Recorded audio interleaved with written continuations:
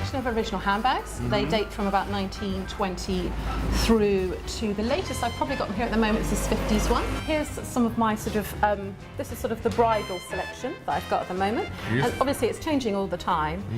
New pieces are coming in on a weekly basis. I love your tea set with fan. Oh, thank you. The fan is beautiful, isn't it? It's about 1910. Some coloured pieces over here. And also the earrings that I make. Some of our recent press. Some sort of show-stopping pieces here. Right, absolutely. Some of the more kind of glitzy, ritzy pieces for black tie events and things like that. The grandeur. Yes.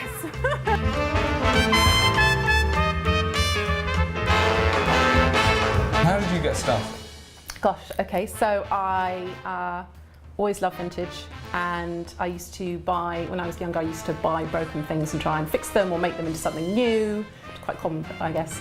And I started making jewellery using original vintage components. Eventually what happened was I went more and more into the bridal market, and I wore a lot of original vintage jewellery, and I always had original vintage pieces on my stand for display, and people would always try and buy them, which is difficult.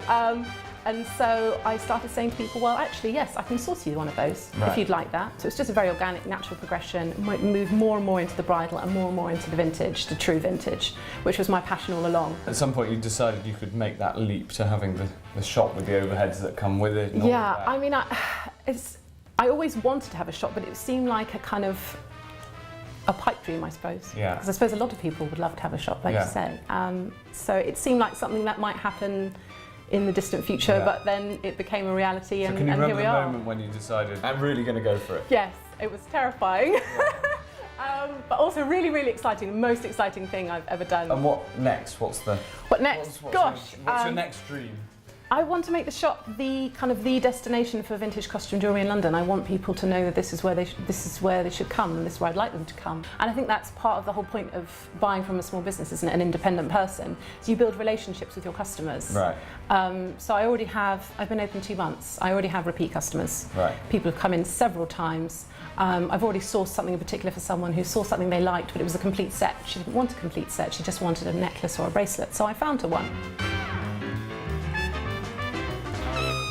Last year we had the first UK Small Business Saturday, and it was a big success. Yes, and I heard about it and I thought it was great. So what are you going to be doing on Small Business Saturday? Okay, so I'm trying to get my whole street involved. This street is fantastic because we're all completely independent.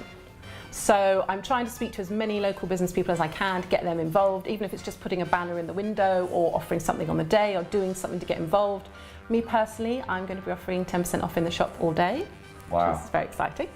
And I'll be holding a special event, the kind that I did when I launched, so there will most likely be tea and cake.